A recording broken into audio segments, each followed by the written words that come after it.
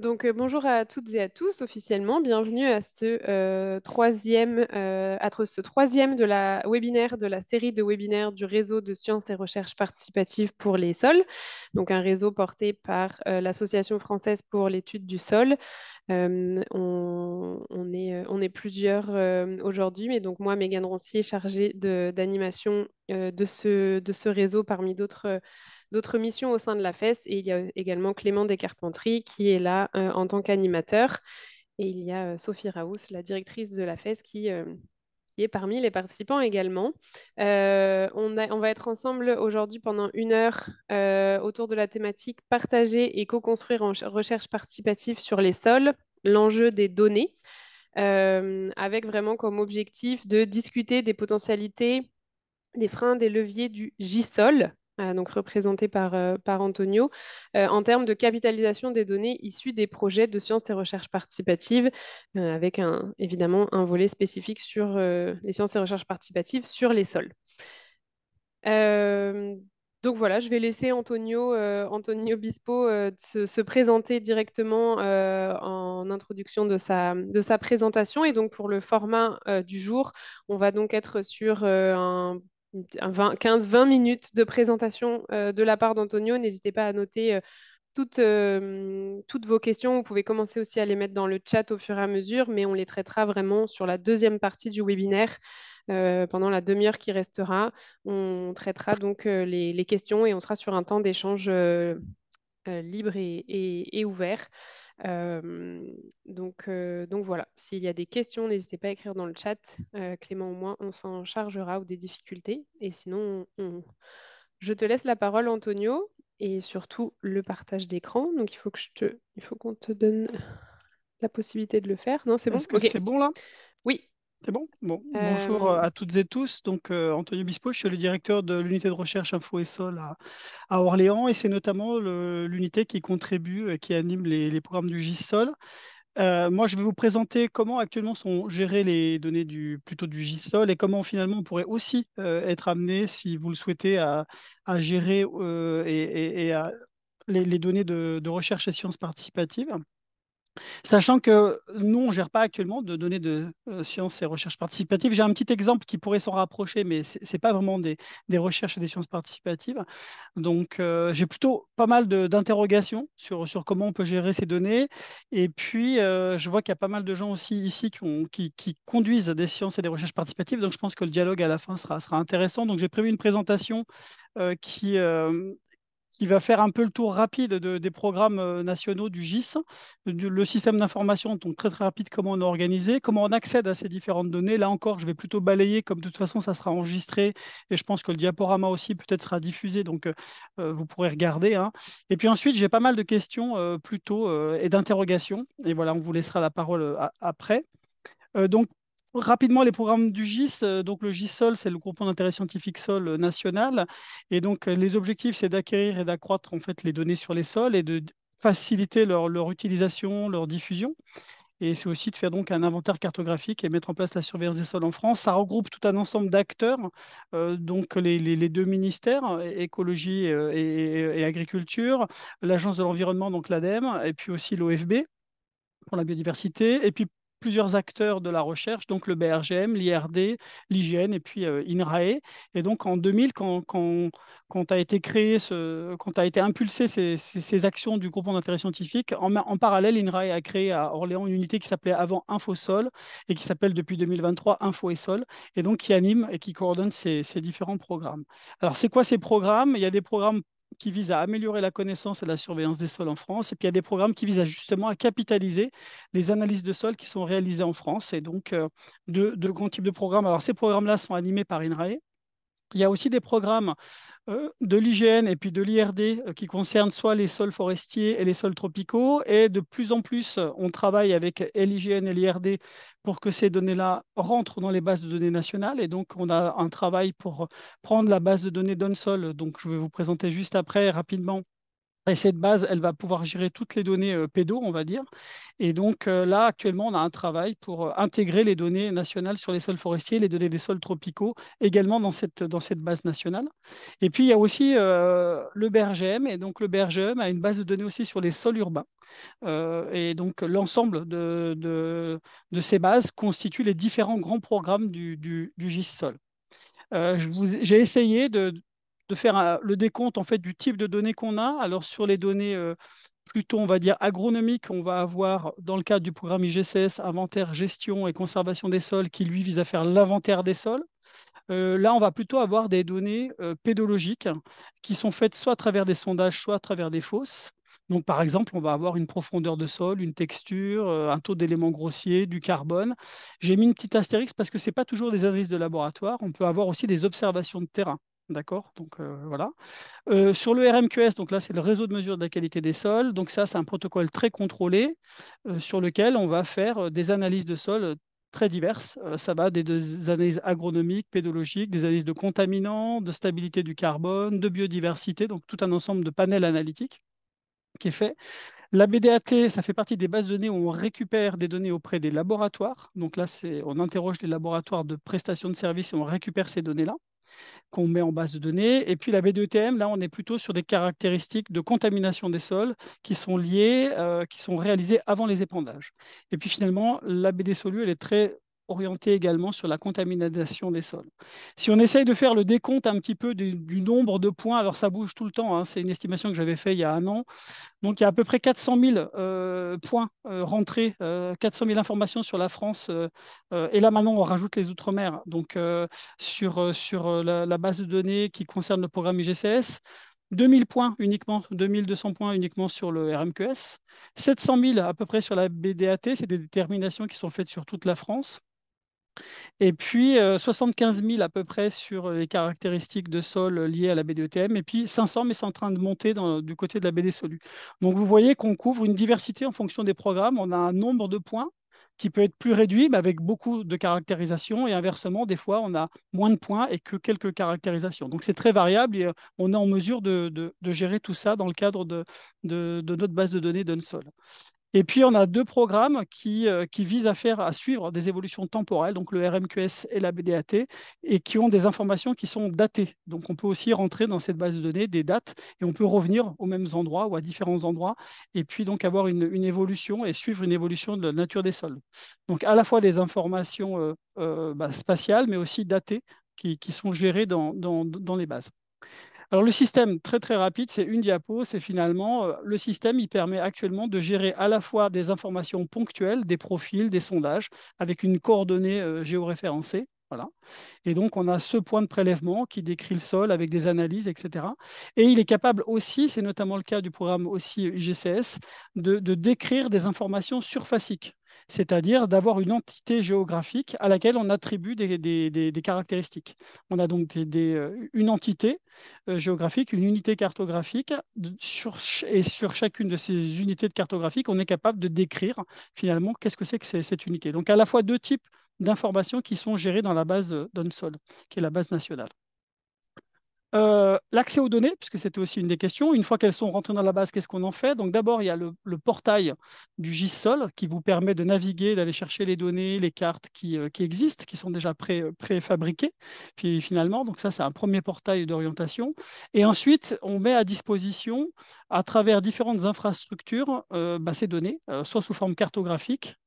Par exemple, ça, c'est le portail de INRAE qui va bientôt évoluer encore, mais ça, c'est un portail sur lequel vous retrouvez toutes les informations qui sont disponibles sur les sols qui sont mises en ligne par INRAE. Ça peut être des informations spatiales, hein, enfin, pardon, des entités géographiques spatiales, des unités de sol. Ça peut être aussi des points ou encore des cartes géostatistiques. Donc, il y a tout un ensemble d'informations que vous pouvez trouver qui viennent de cette base de données. On a un entrepôt où là, vous trouvez carrément le jeu de données, si vous êtes intéressé par la donnée et pas uniquement des cartes. Donc là, vous pouvez aller chercher la donnée. Là, je vous ai mis le lien, par exemple, vers le jeu de données du réseau de mesure de la qualité des sols. Donc, on peut diffuser ensuite les jeux de données. Pour la BD Solu, c'est pareil. Il y a un site qui a été développé, qui a été mis à jour il n'y a pas très longtemps. Et donc, vous, là, vous pouvez consulter des valeurs autour de villes, dans différentes villes. Et donc, vous pouvez aller chercher votre ville, alors quand il y a de la donnée, hein, et puis ensuite aller chercher, télécharger un rapport. Et vous avez, par exemple, je vous ai mis un extrait pour l'arsenic, et avec les différents points et les valeurs et les distributions de ces points. Et là, on est plutôt sur du milieu urbain ou périurbain, sur la BD Solu du BRGM. On peut consulter, je vous ai dit, les données brutes, mais on peut aussi consulter des statistiques du RMQS. Donc là aussi, on a mis en place des outils de consultation statistique. Des outils pour la BDAT, je vous parlais des jeux de données qu'on récupère auprès des laboratoires, on les met en base de données, puis ensuite on peut les exploiter à travers un outil qu'on a mis en ligne, hein. Et vous voyez que vous pouvez finalement regarder différents éléments dans les sols, découper à l'échelle du canton, de la région, du département. Vous pouvez chercher les périodes. Je vous parlais d'une information datée, donc vous pouvez chercher la période de 2005 à 2010, de 2010 à 2014, enfin, voilà. Vous pouvez comparer des périodes entre elles et vous pouvez demander différentes valeurs statistiques, une médiane, une moyenne, un quartile, etc. Donc cet outil-là sert à ça. Donc on a mis en place aussi des outils de consultation des bases de données. Sur les données pédologiques, on a mis en ligne la carte sur le géoportail de l'IGN, donc, qui maintenant est devenu la géoplateforme. Donc, c'est un travail qu'on a fait avec le RMT sur les territoires, de mettre en ligne l'information cartographique qu'on avait en France. Mais donc là, c'est l'information nationale, mais il faut savoir aussi qu'il y a des sites régionaux, donc je vous ai mis quelques sites régionaux ici, qui diffusent aussi cette information-là de manière un peu plus précise. Ici, vous avez une carte, la carte du géoportail, c'est une carte simplifiée. C'est une visualisation des sols dominants.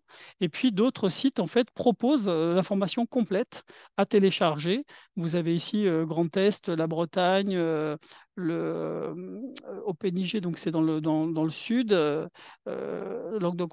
Et donc voilà, tout un ensemble de sites régionaux, donc des infrastructures de données géographiques régionales qui diffusent aussi l'information sol sur laquelle que vous pouvez retrouver. Et puis, on a mis aussi en place un outil qui s'appelle Refersol, qui essaye de lister les études pédologiques qui existent sur un endroit, une région. Donc, vous rentrez là, par exemple, j'ai rentré le Loiret, et donc, il sort toutes les cartes, toutes les études qui existent avec l'année de réalisation. Vous voyez qu'on a des études de 1962, voilà, enfin même 52, je vois, et jusqu'en 2002, voilà. Donc on a tout un ensemble d'études qui existent, qui parfois sont disponibles et d'autres fois ne sont pas disponibles. Mais au moins, c'est savoir au moins que l'information existe, qu'il y a une information pédologique qui existe. Donc à minima, c'est ça qui est intéressant de savoir, que ça existe et chez qui on peut le trouver. Donc voilà, j'ai rapidement balayé à la fois comment est organisé le système national de collecte d'informations sur les sols, donc c'est assez rapide, comment après nous on organise ces données au sein des bases de données, et ensuite comment on s'organise pour essayer de communiquer cette information, de diffuser de l'information et de donner accès aux informations qui sont dans les bases. Et maintenant j'en viens justement aux sciences participatives, et je vous disais qu'on n'a pas vraiment au sein de notre unité, on n'a pas vraiment encore d'expérience sur la gestion de données de sciences et de recherche participative. Par contre, on a travaillé avec une application Foreval, qui est un outil de diagnostic des sols forestiers. Donc, c'est une application que vous pouvez télécharger et qui vous aide à diagnostiquer la sensibilité des sols forestiers à l'export de nutriments, à l'érosion, par exemple, au tassement, et qui vous aide à calculer le réservoir utilisable en eau. Et pour faire ces calculs-là, cet outil a besoin d'informations sur les sols. Et donc, les personnes qui font ce diagnostic, hein, c'est plutôt des opérateurs de terrain. Ces opérateurs-là qui font ce diagnostic, bah, ils saisissent tout un ensemble d'informations sur les sols qui peuvent ou pas, qui peuvent partager avec nous, dire qu'ils décident s'ils le partagent ou pas. Quand je dis avec nous, c'est avec le GIS Sol, hein, c'est pas avec moi, c'est avec le GIS. Et donc, ce qui se passe, c'est qu'à la fin, s'ils ont décidé de partager avec nous, donc ils cochent une case, ils acceptent de partager l'information avec nous, donc il y a une démarche volontaire. Quand ils cochent cette case, ça nous envoie un message, ça nous envoie toutes les informations dans un format particulier, hein, après, on pourra rentrer dans le détail si vous le voulez. Ça nous envoie un mail avec toutes ces informations-là. Et nous, on a développé une application qui décode ce mail, finalement, et puis range les valeurs au bon endroit dans la base de données d'Unsol. Ce qui veut dire qu'on n'a pas à saisir une à une les sites, parce que Donsol, normalement, on se crée un compte, on a son portail, et puis on va saisir ces informations. Là, en fait, ça saisit directement toutes les informations dans Donsol qui ont été envoyées par l'application. Comment on valide un petit peu ça? En fait, ce n'est pas nous qui validons. On est parti du principe qu'il y a des formations qui sont en place, qui forment les opérateurs.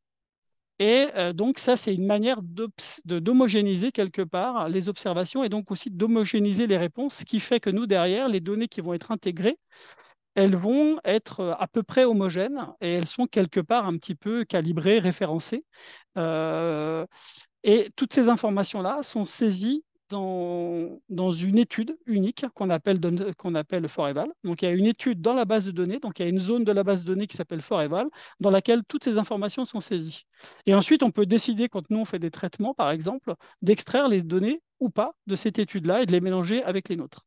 Voilà, donc c'est rangé à un endroit dans la base de données d'Onsol, mais c'est structuré et c'est conservé dans la base de données d'Onsol.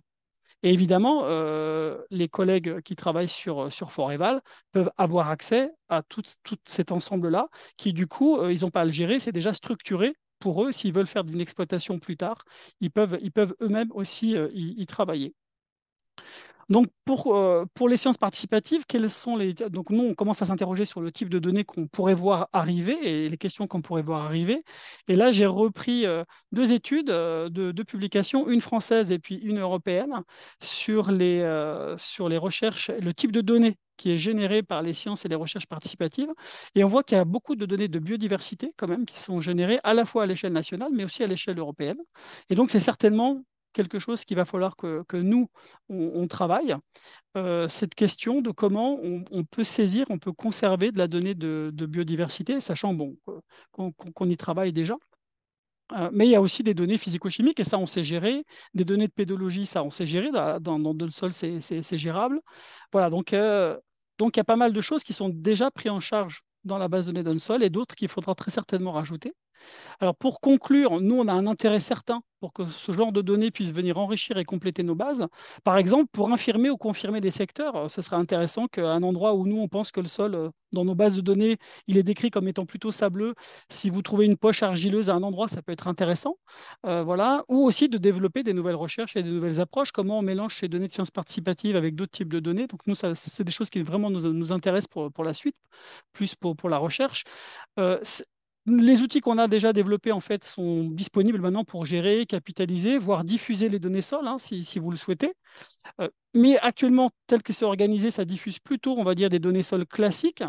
Et on a encore un manque hein, sur les données de biodiversité, même si on a un travail en cours avec l'OFB, Patrinat et le ministère de l'écologie, voir comment nos données pourraient venir enrichir le système d'information national du patrimoine. Donc là, on est en train de travailler avec le SINP et notamment dans le cadre d'un essai de mesure de la biodiversité sur le RMQS. Alors maintenant, mes questions vers vous, en fait. Il est complètement possible de créer, comme on l'a fait pour Foreval, finalement, un domaine, une sous-section de Donsol dédiée à un ou plusieurs programmes. Voilà. Mais nous, on se pose les questions du type, qui va vraiment acquérir ces données et donc quelle est la fiabilité de ces données qu'on va avoir? Est-ce que les protocoles ont été validés, calibrés? Et par exemple, pour Patrinat, ils ont une base de données sur les protocoles qui s'appelle Campanule. Et on a des référentiels en fait sur les protocoles. Donc, est-ce que les protocoles sont référencés quelque part, sont bien maîtrisés? Est-ce qu'il y a des formations, par exemple, comme c'est le cas dans Foreval? Est-ce que les gens vont être formés à minima et ce qui renforce la fiabilité des données? S'il y a une étape de validation, qui va valider ces données? Parce que c'est certainement pas nous qui allons les valider. Nous, on peut vous les conserver, les gérer, etc. Mais on va pas obligatoirement les valider. Il se pose des questions aussi. Est-ce qu'on peut accepter vos données dans Donsol? Et ensuite, au-delà de est-ce qu'on peut les accepter, c'est est-ce qu'on doit les partager? Et si oui, avec qui? Donc, toute cette question de qui est propriétaire de la donnée, il y a un statut, on y reviendra si vous le souhaitez, il y a un statut un peu particulier des données géoréférencées parce que on est souvent quand on fait un géoréférencement et qu'on rattache des valeurs à ce géoréférencement, la parcelle, elle appartient à quelqu'un. Et donc, est-ce qu'il est prévenu que vous avez fait un prélèvement chez lui? Enfin, il y a des petites questions quand même juridiques à travers ces informations-là. Est-ce que les gens, je vous ai dit que Foreval, ils consentaient au partage, c'est-à-dire qu'il y a une coche, ils disent j'accepte de partager avec le GIS. Oui, non. Voilà. Et est-ce que là, les gens vont savoir que vous pourriez éventuellement partager vos données avec la base de données nationale et que d'autres, après, vont pouvoir les utiliser aussi? Elles ont été acquises dans un certain contexte et est-ce qu'ils sont prévenus qu'elles pourraient être utilisées pour autre chose ou partagées avec d'autres personnes que vous qui avez monté le programme? Donc ça, c'est des questions qu'il faut qu'on anticipe pour savoir après ce qu'on a le droit de faire de vos données. Est-ce qu'on a le droit de les accueillir? Est-ce que vous avez prévenu les gens que peut-être vos données seraient versées chez nous? Voilà. Et ensuite, est-ce que nous, on aura le droit après de les donner à quelqu'un d'autre? Et si oui, comment? Et voilà. Ensuite, pour l'insertion des données, ben, il faudra très certainement des étapes préalables de discussion parce que, comme on l'a fait pour Foreval, on a dû discuter un petit peu des noms de champs, quels sont les champs nécessaires, à quel endroit ça va se ranger dans la base, etc. Et donc des notions de format, de vocabulaire, de méthode, d'unité, voilà, voire même de développement de nouveaux champs s'il le faut. Mais je pense que l'appli qu'on a fait, elle est modulaire et donc on peut complètement, on l'a fait pour Foreval, donc on peut complètement le transposer à d'autres projets. Et puis, si on se rend compte que ce n'est pas possible d'insérer dans Donsol, bah, il est toujours possible de réfléchir à d'autres bases, à une base à part, puisque la BDETM, par exemple, et la BDAT, qui n'ont pas exactement les mêmes formats, eh ben, on les gère à part dans d'autres bases. Donc, on peut aussi imaginer travailler avec vous sur d'autres bases à part et que nous, on conserve ça sur nos serveurs. Voilà, j'ai fini très rapidement ce portrait. Et puis, j'ai plus de questions finalement que de réponses. Je suis désolé. Merci beaucoup, Antonio. Bah, non, mais c'est sain de toujours se poser des questions si tu avais déjà les réponses et si vous aviez déjà les réponses à Bah, tout. ouais, on n'a pas été impliqué directement, à part pour Foreval, où on a été impliqué dès le début. On n'a pas vraiment complètement été impliqué dans d'autres projets de sciences participatives. Donc, c'est vrai qu'on n'a pas. Alors, on s'est posé la question pour Foreval et on pense que ça va être. Il se peut que ce soit la même chose pour d'autres types de projets d'acquisition de données en masse par d'autres que des pédologues. Mais puisqu'en fait, au départ, les bases elles étaient quand même créées pour des pédologues, pour des spécialistes du sol, et moins pour des gens qui n'étaient pas formés en pédologie, quoi.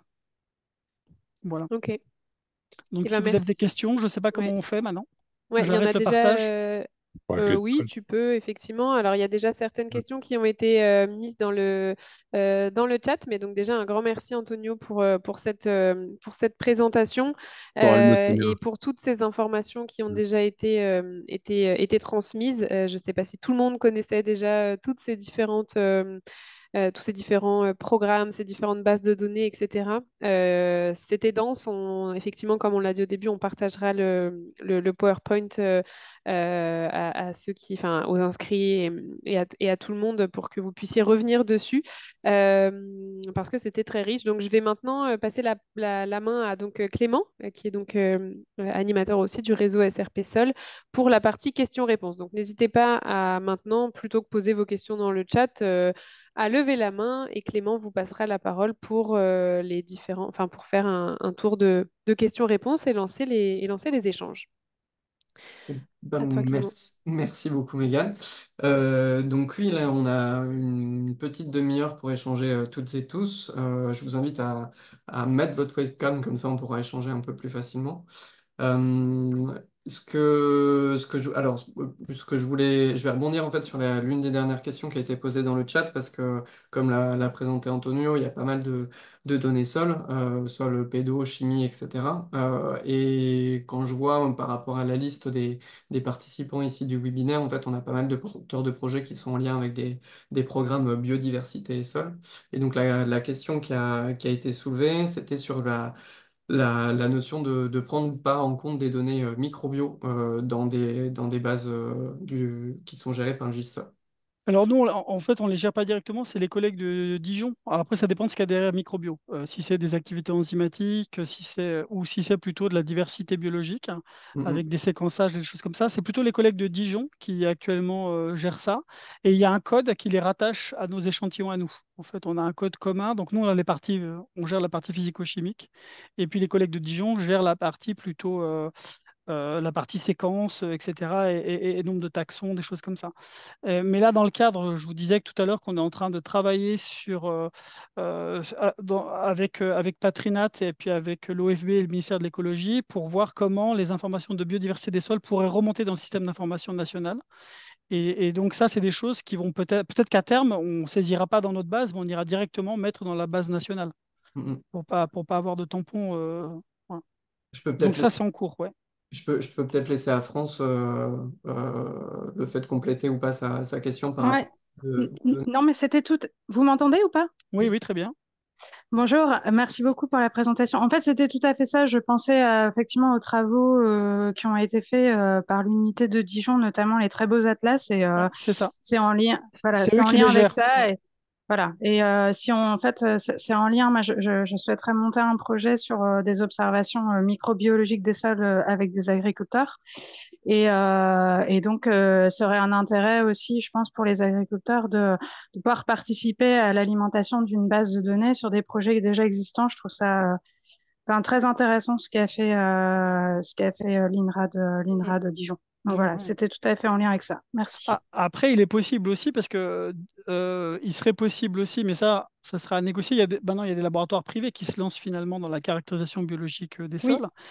La question est de savoir si eux, ils voudront partager cette information-là aussi, parce que c'est aussi une partie de leurs compétences et de leurs connaissances. Et donc, est-ce qu'à terme, ils voudront... Actuellement, ce qu'on fait, je vous parlais de la BDAT, on récupère des analyses de carbone, d'argile, etc. auprès des Mm. laboratoires. Est-ce qu'à terme, ils voudront aussi partager et mettre à disposition, parce qu'on pourrait très bien faire ça, récupérer auprès des laboratoires quand il y aura assez d'activités enzymatiques ou de diversité ou de taxons identifiés, on pourrait à terme aussi faire développer l'outil et à la place de présenter du carbone, présenter le nombre de taxons, par exemple. Mais ça, il faut que les laboratoires privés, après, acceptent finalement de partager cette information-là. Oui, après, c'est la question aussi de la propriété de la donnée, comme vous le disiez, Exactement. parce que Ouais. est-ce que ça appartient aux agriculteurs ou est-ce que ça appartient au laboratoire aussi? Alors, dans le cadre de la BDAT, ce qu'on fait, c'est que quand on reçoit les données, on agrège à l'échelle cantonale pour éviter justement ce problème, cette question de la propriété des données. C'est-à-dire qu'on mélange les Mhm. données à l'échelle cantonale. Ça devient moins précis du coup, mais on a une image Ouais. cantonale et on n'a pas une image à la parcelle ou à la commune. Ou voilà. Ok, Mais c'est pour éviter ce genre de questions de droit de propriété. Donc, il y a toujours des très bien. possibilités hein, de Mhm. contourner. Euh, Très Et bien, merci. par rapport à la création de ces données dans les programmes de sciences et recherche participative, en préparant ce webinaire, on parlait aussi de comment anticiper justement la gestion de ces données en amont, enfin de proposer aux participants de signer potentiellement une charte ou une convention permettant de faciliter l'échange autour de ces données-là.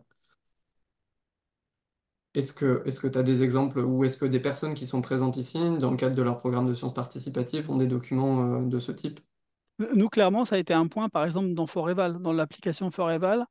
On ne voulait pas que ça soit masqué, c'est-à-dire que la transmission des données arrive en masqué chez nous sans que les gens soient au courant. Donc, il y a vraiment un moment où ils décident ou pas de partager les données. Donc ça, je pense que c'est quelque chose aussi assez important de dire, bah, vous collectez de l'information, mais sachez que cette information, elle peut atterrir à un endroit qui n'est pas uniquement chez nous, organisateur du programme de sciences participatives, mais elle pourrait atterrir à terme ailleurs et elle pourrait être utilisée pour autre chose. Parce qu'à terme, peut-être qu'on va croiser vos informations avec d'autres types d'informations pour gérer quelque chose de neuf, pour générer pardon, quelque chose de neuf. Et ça, normalement, quand on collecte de l'information, c'est pour un objectif précis. Et donc voilà, il y a un peu ces questions-là qui peuvent aussi émerger dans dans ce type de programme. Est-ce qu'il y avait quelqu'un qui voulait rebondir sur cet apport? Joël? Joël, Sauter? peut-être. Ouais, j'étais en train de chercher comment lever la main.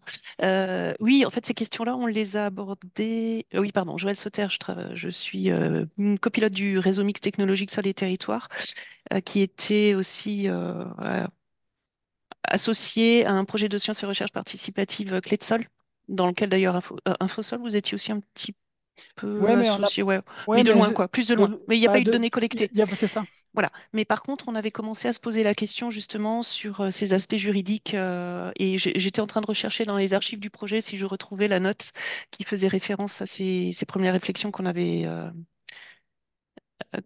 qu'on avait eues. Parce que typiquement, je vois bien un agriculteur qui peut-être fait, par exemple, un prélèvement, suit un protocole et envoie quelque part la réponse. Et ça, peut-être c'est sa parcelle et donc voilà, donc il est d'accord pour partager. Mais je vois aussi l'idée je sais pas, bon, on se promène le dimanche et de la même manière qu'on regarde les oiseaux, tiens, on regarde un fossé, on décrit un sol à un endroit, etc. Et on envoie l'information, mais la parcelle, elle n'est pas à nous, en fait. Et comment on gère ça, quoi, qu'on a quelque part. Alors, normalement, de ce qu'on a cru comprendre, nous, sur ces éléments, sur les premiers éléments juridiques qu'on a, c'est que si c'est, par exemple, si vous dites, vous observez un fossé là, et il y a vous mesurez la profondeur de sol. Bon, bah ça ne trahit pas le comportement du propriétaire. Bah, voilà. Sauf si vraiment tout est érodé. Mais sinon, voilà, ça traduit pas, ou un taux de sable ou un taux de cailloux, finalement, ça traduit pas vraiment, c'est le sol tel qu'il est. Voilà. Par contre, si on rentre dans d'autres détails comme le pH, ça peut être lié à la gestion. Et là, ça peut traduire la bonne ou la mauvaise ou la pas gestion finalement du propriétaire. Et là, peut-être qu'on est dans une situation qui est plus compliquée. Sauf après à agréger ces informations à une échelle communale, cantonale, etc. Et auquel cas, là, on perd cette notion-là de données ponctuelles. Pour un autre type de données, alors c'est pas des données en lien avec les sols, ou je sais pas, je laisse peut-être Sophie Raoult si c'est en lien avec cette question-là. Non, c'était une autre question. Bah, juste pour vous donner des éléments complémentaires sur ce qui est RGPD et en lien avec les données créées en sciences participatives, il y a le collectif Vigimer, alors je viens de vous le mettre dans le chat, mais qui a fait des guides et des lexiques autour de ces questions-là. Sophie? Il y avait deux autres questions en ligne. Je sais pas si tu peux les dire avant, peut-être, parce que les gens, il y avait. Il y en avait une de Carmen, j'ai pas compris exactement si elle peut éventuellement me préciser. Ouais. Parce qu'en fait, il n'y a Oui. pas une diversité, une pluralité, il y a un seul système. C'est pour ça que je ne comprends pas le. C'était plus sur... vous m'entendez? Oui. Oui, très bien. C'est sur, en gros, un peu le listing que vous nous avez fait de tout Ah, les outils plutôt. tous les outils qui vont exploiter donc, cette base de données. Oui. Et je me questionnais un petit peu sur est-ce qu'il n'y a pas une... En gros, l'utilisation de ces données pourrait être peut-être mutualisée. Ça, et là, il y a beaucoup d'outils. Et Oui. donc, je ne sais pas quel est le public qui peut être ciblé par ça. Est-ce que ça... Oui, je suis d'accord. C'est aussi aussi une de mes préoccupations parce que finalement, la BDAT, elle est exploitée par un outil, la BDATM par un autre outil. Alors souvent, c'est que les bases ont été structurées au départ un peu différemment. Et là, on est en train de voir si on ne peut pas avoir une seule plateforme d'entrée. On choisirait sa base de données. Et, euh, et parce qu'elles ne sont pas encore complètement toutes liées et interopérables. Par exemple, on travaille avec le BRGM pour essayer de rendre la BD Solu interopérable avec nos bases à nous, pour que par exemple on rentre une commune et ça donne une information sur ce qu'on connaît sur les sols urbains et en même temps aussi sur les sols en périphérie les sols agricoles autour de cette zone-là, par exemple. On essaye de voir ça, mais pour l'instant, c'est vrai que comme elles ont été souvent créées un peu séparément, chacun a développé un peu des outils séparés pour les travailler. Mais je suis d'accord qu'à terme, il faudrait converger vers au moins une porte d'entrée commune, quoi. Hmm. Je suis Après, d'accord. ça peut avoir un côté pédagogique si il y a plusieurs plateformes, plusieurs personnes peuvent être intéressées par ces données, donc il y a Mm. un côté où ça peut intéresser les autres aussi, hein, Ouais.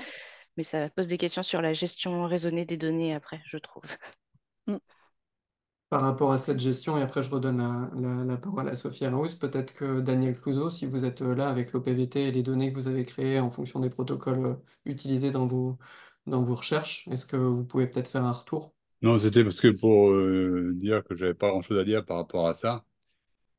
Les données, on les a collectées, on les restitue à ceux qui les ont captées sous forme de séances de restitution.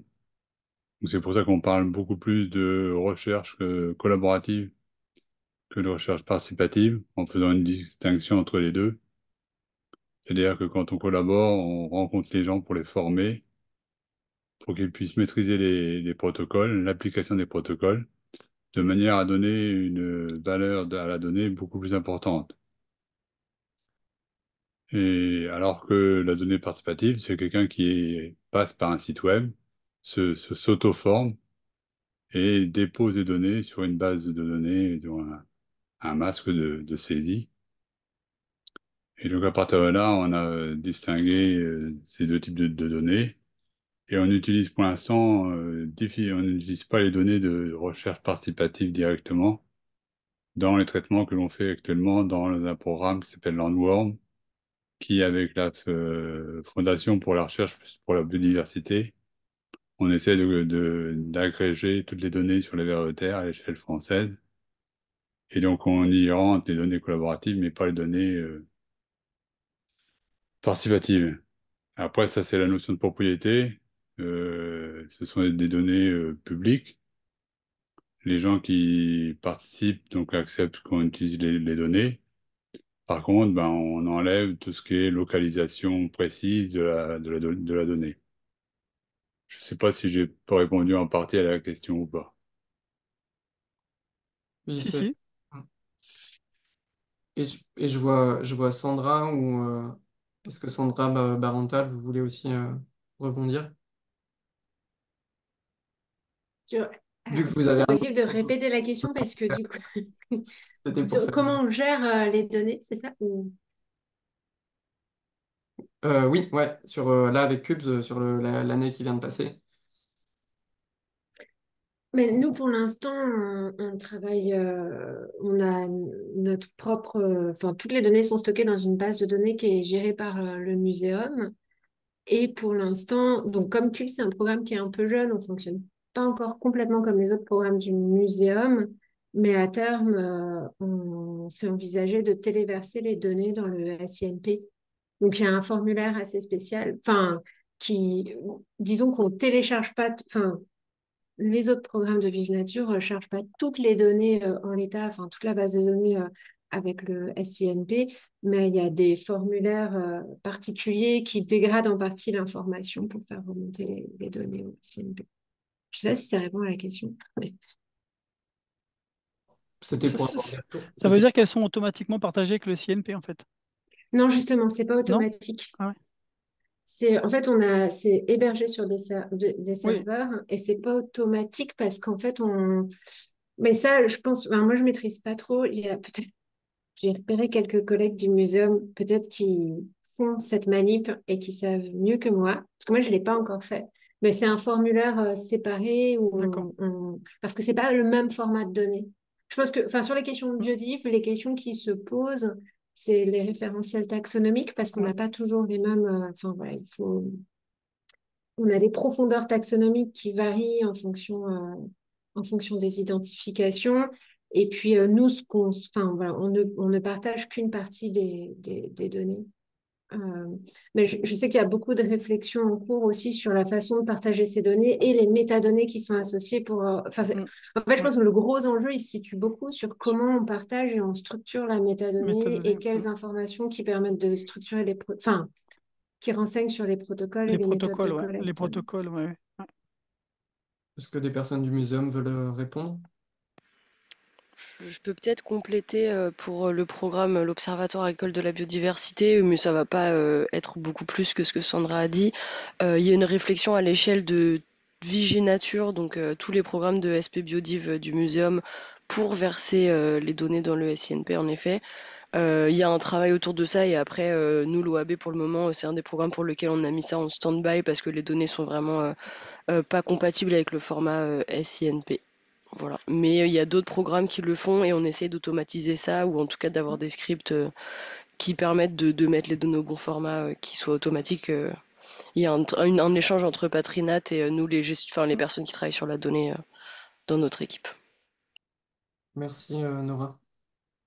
Et s'il vous plaît, est-ce que je peux me permettre une suggestion Et puis j'allais sur toi poser à présent? une question aussi. Oui. Euh, nous sommes organisés dans les régions, souvent autour de communautés de géomatiques qui sont souvent adossées à l'élaboration des SRADET, les schémas régionaux d'aménagement et de développement du territoire. Donc il y a des communautés de spécialistes de la gestion de l'information géographique ou de la donnée qui coopèrent au quotidien avec forcément le muséum, mais aussi les déclinaisons en région. En Hauts-de-France, par exemple, on a le GON. Et le système d'information régionale sur la faune. On a le Conservatoire national de botanique de Bayeul qui gère la base de données. Et donc, en fait, on a une articulation un peu en poupée gigogne pour, comment dire, être un peu l'interface. Souvent dans les territoires, bon, ça va être quand même plutôt les parcs naturels régionaux, mais peut-être aussi des intercommunalités qui auraient des services assez développés sur les questions de biodiversité. Donc, la question, c'est comment on s'organise peut-être pour partager la connaissance et surtout la maîtrise de ces bases de données, parce enfin, j'ai un peu l'impression que autour de la table, vous êtes tous des spécialistes dans vos domaines respectifs, mais on a besoin peut-être de former une maille un peu plus fine dans les territoires, les techniciens. et le monde, je veux dire, naturaliste, hein, souvent, peut-être aussi des acteurs des sciences participantes, des associations scientifiques locales, il en existe encore, à l'utilisation de ces bases de données et leur alimentation. Pour nous, je ne veux pas vous cacher que c'est un peu ésotérique, en tout cas sur les sols. Je veux bien réagir là-dessus si ça vous va. Euh, Par rapport à ce que vous dites, c'est peut-être un petit peu à la marge vraiment du sujet sciences et recherche participative, mais pas moins important.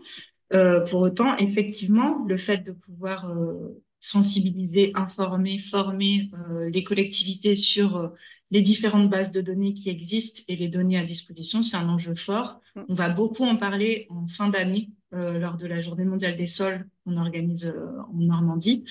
Il y aura un volet SRP, mais il y aura un volet justement à destination des collectivités pour leur donner à voir, leur porter à connaissance des bases de données existantes et ça pourra peut-être préfigurer des formations qu'on pourrait imaginer pour la suite, pour 2025. Donc ça, c'était juste par rapport à votre réaction et après, j'avais à votre intervention.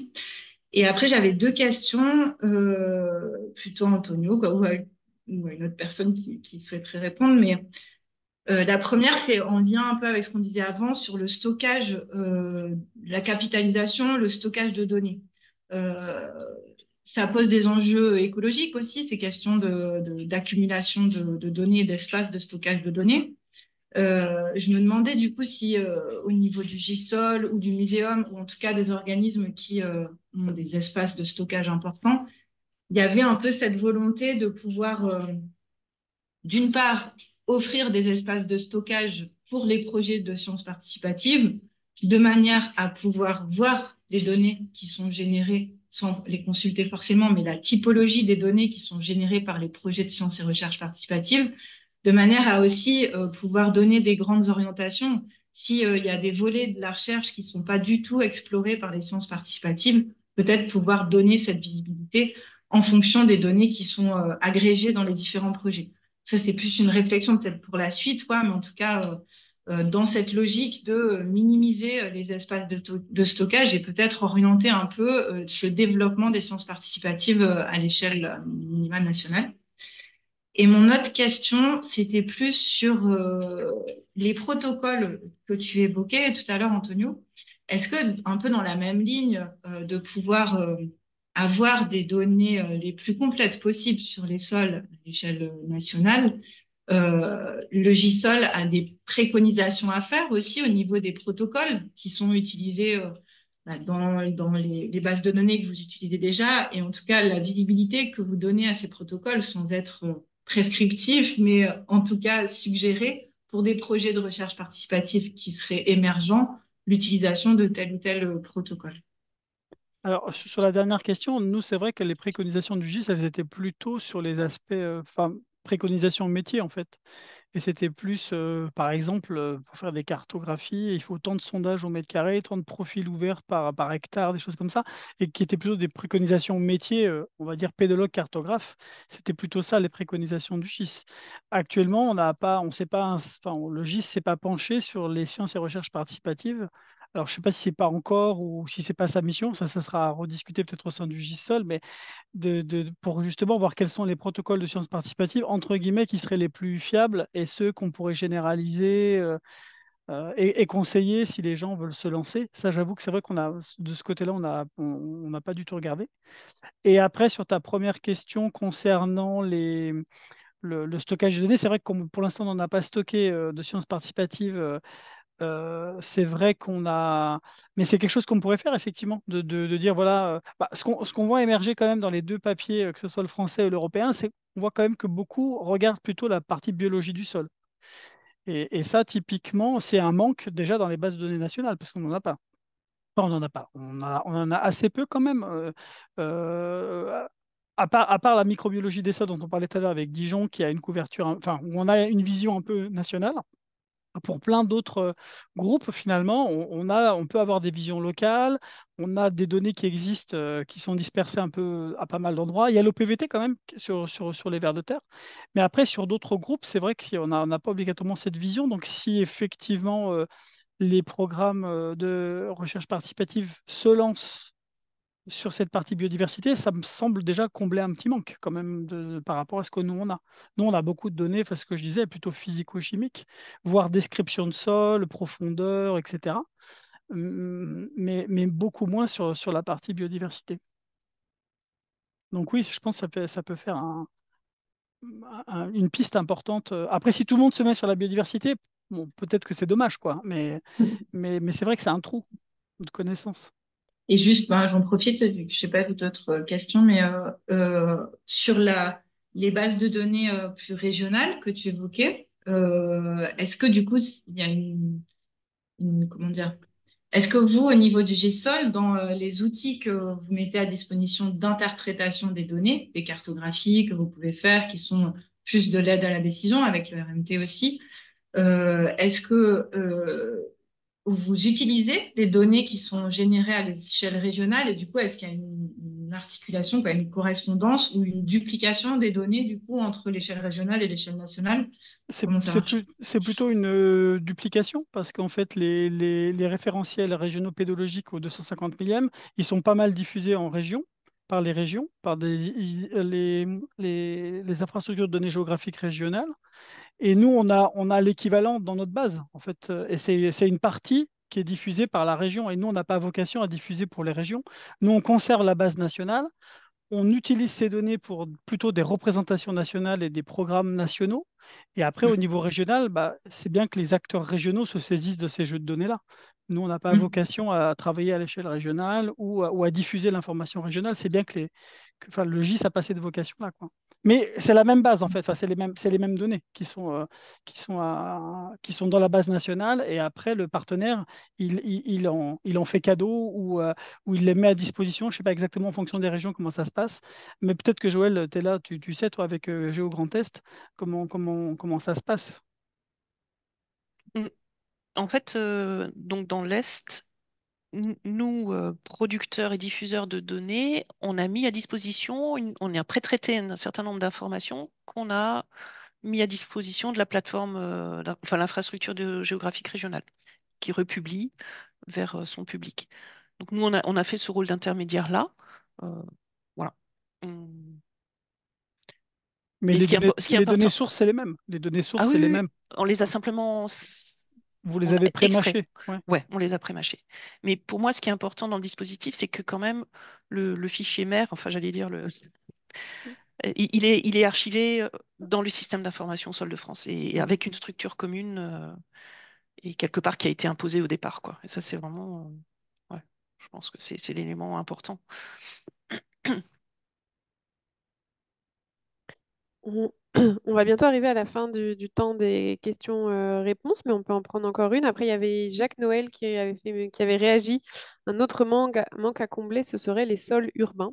Je ne sais pas si Alors, vous sur les voulez sols combler urbains, cette il y a une clientèle. partie de BD Solu qui est dessus, mais qui est quand même très orientée sur la contamination des sols. Voilà, sur BD Solu et beaucoup moins sur, on va dire, sur le fonctionnement des sols ou éventuellement peut-être si on voulait faire de l'agriculture urbaine, par exemple, sur certains types de sols, c'est pas tellement ça qu'on va trouver dans BD Solu. Dans BD Solu, on va plutôt trouver du niveau de contamination. Oui, justement, c'est en ce sens peut-être que les sciences participatives pourraient Aussi, oui, oui, c'est vrai. apporter un plus, hein. Il y a du monde en ville. On peut observer ben, si c'est artificialisé, si c'est pas artificialisé, si c'est des jardins. Mm, Et permettre peut-être, non pas l'agriculture urbaine, mais au moins une revégétalisation, une renaturation mm, mm. des îlots de fraîcheur, etc. Voilà, Ouais, c'était peut-être une opportunité à oui, saisir. oui, c'est vrai. En exemple, on vient de référencer un nouveau projet de sciences et recherche participative qui s'appelle Tous en sol et ils aimeraient pouvoir alimenter la BD Solu. Mm. Donc, si vous voulez regarder sur notre site internet, il y aura bientôt la fiche et puis les personnes à contacter si vous voulez prendre des exemples ou échanger avec les porteurs de projets de Tous en sol. Est-ce qu'on s'arrête là avec les questions s'il nous reste 6 minutes? Il y a Il y a juste une une question. Ouais. dernière de Harmonie. On est d'accord? La fiabilité, on est d'accord. Ça fait partie des questions.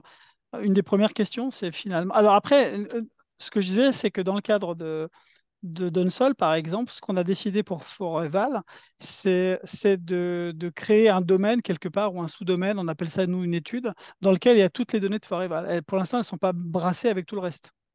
Ce qui fait qu'on peut décider de mélanger les données Foreval avec les données Grand Est, par exemple, si on voulait faire quelque chose. Donc, on peut décider de faire ça. Ou de dire non, non, moi je garde que les données prélevées par des pédologues et je ne prends pas les autres. Donc, quelque part, dans la base, tout n'est pas brassé et donc on sait finalement. Donc, on peut aussi imaginer avoir des sous-domaines comme ça par étude, enfin par projet. Et après décider de bah, je le prends, je le prends pas. Mais moi, je pense que c'est intéressant de les brasser, enfin, au moins d'essayer de les brasser et de voir ce que ça donne. Nous, on s'est rendu compte dans le cadre, alors c'est pas des données de sciences participatives, mais on avait des cartes et les collègues de l'IGN aussi font des observations de sol quand ils font des relevés en forêt. Et on s'est aperçu que eux, au toucher, parce qu'ils font pas d'analyse, ils font que des descriptions et des observations et ils font des touches. Enfin, pour déterminer la texture, ils font pas d'analyse, ils le font au toucher. Et ils identifient un endroit, une poche finalement, que nous, on n'avait pas identifié et où les argiles à cet endroit-là étaient très différentes de tout le reste. Et quelque part, peut-être que si on avait eu des données de sciences participatives, peut-être que les gens nous auraient dit, bah, à cet endroit-là, c'est pas sableux comme vous dites, et ça ressemble plutôt à des limons. Et voilà, ou à des argiles. Enfin, voilà. Et je pense que ça sera intéressant quand même de confronter les deux, parce que peut-être que nous, on a une information qui est très large et que bah, des gens, en se promenant, vont creuser un secteur très particulier et ça va nous faire remonter une question. Et moi, je trouve que ça serait intéressant quand même d'arriver à les avoir pour les mélanger et voir ce que ça donne. Voilà. Et indépendamment de savoir si elles sont de super qualité ou pas de super qualité. Mais si on a 15 observations à un endroit et que tout le monde nous remonte que c'est plutôt sableux alors que nous, on pensait que c'était de l'argile, ah, voilà, peut-être que c'est un endroit à aller regarder quand même. Donc nous, enfin, là, le conseil à donner aux porteurs de projets qui souhaiteraient se mettre en lien avec le JSOL et faire remonter de la donnée citoyenne, c'est de se mettre en contact avec toi, Antonio. Je ne suis pas le meilleur spécialiste, mais oui, après, on trouvera un relais. D'accord. Et est-ce que tu peux peut-être mettre une adresse mail ou sinon je Oui, l'enverrai. il y a une adresse mail générique pour le GIS, je crois. Je la retrouve, mais il me semble bien qu'on a une adresse mail générique qui doit être infosol@inrae.fr. Ouais. Et puis nous, en tant qu'animateurs avec Megan, n'hésitez vraiment pas à nous solliciter. On peut servir aussi d'intermédiaire avec des bases de données. Ou en tout cas mettre en lien des porteurs de projets sur l'interopérabilité de bases de données, par exemple, ou des échanges de données. Je vais le rajouter, je vais rajouter l'adresse sur ma présentation. Comme ça, si vous diffusez la présentation, Ouais, parfait. je fais ça. On va effectivement arriver à la fin de nos échanges. De toute façon, je vois qu'il n'y a pas particulièrement d'autres questions en attente. Normalement, on a géré toutes les questions, mais s'il y en a d'autres qui vous viennent par la suite ou si vous voulez voilà, rentrer en contact avec Antonio ou en tout cas des membres de l'équipe du GISOL, n'hésitez pas à le faire directement ou à passer par nous. On va donc conclure ces échanges et ce troisième webinaire. On espère que vous avez pu apprendre plein de choses sur la question des données, sur le GISOL, tous les programmes qu'a présenté Antonio. Et surtout, on voit que voilà, là, c'est un webinaire d'une heure. Antonio a ouvert beaucoup de questions et ce type de rencontre entre voilà, les porteurs de projets en sciences et recherche participative et donc le GISOL peut ouvrir aussi des questionnements pour faire évoluer les choses, pour accueillir de nouveaux types de données, etc. Donc, ce n'est qu'un petit bout de l'échange qui peut se poursuivre et qui pourra se poursuivre. Donc, comme Sophie l'a dit, cette année, il y a la Journée mondiale des sols. Je vous mets un petit partage d'écran sur l'affiche. Donc, la Journée mondiale des sols en 2024 aura lieu en Normandie du 29 novembre au 5 décembre. sur le thème les données et informations sur les sols. Donc ce webinaire aujourd'hui, c'est un peu comme un petit teasing 6 mois en avance de cette thématique et de cette journée mondiale. Donc n'hésitez pas à suivre, le programme est en cours d'élaboration.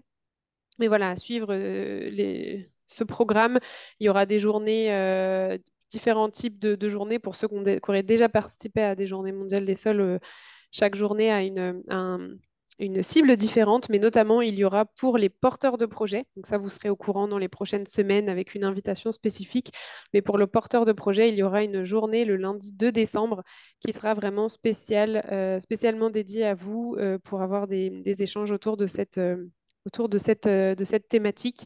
Donc voilà, l'année 2024 ne s'arrête pas là pour la question des données et informations sur les sols. On aura d'autres échanges à venir euh, sur la thématique. J'en De mon profite aussi pour côté, remercier l'ADEME et l'OFB pour le financement de cette animation du réseau SRP Sol. effectivement, très important de les mentionner et de ne pas les oublier. On se donne aussi rendez-vous. Donc, il y a ce rendez-vous de la Journée mondiale des sols et la série de webinaires se poursuit. Donc, si jamais vous n'aviez pas participé à ceux d'avant, n'hésitez pas, ils sont disponibles en ligne. Celui-ci sera aussi disponible en replay. Et on se retrouve donc probablement à l'automne pour un nouveau webinaire sur Donc, une thématique je crois que nous garderons mystère pour l'instant encore. Merci. Clément, tu voulais rajouter quelque chose? j'allais dire tous les liens qu'on vous a mis dans le chat pendant cette heure qu'on vient de passer ensemble seront dans la légende de la vidéo qui sera sur YouTube. Oui. J'ai Et, rajouté l'adresse générique là et pour ouais. nous envoyer des. Ok, parfait. Merci beaucoup, Antonio. Et n'hésitez vraiment pas donc à communiquer, à prendre contact. Il est 14 heures, donc on va vous laisser continuer votre journée. Encore merci, mille fois merci, Antonio, pour ta présence aujourd'hui, pour ta présentation et les réponses lors de ce temps d'échange. Et on vous souhaite à tous une très bonne après-midi. Merci, Antonio. Bon après-midi, au revoir. Bon après-midi, merci.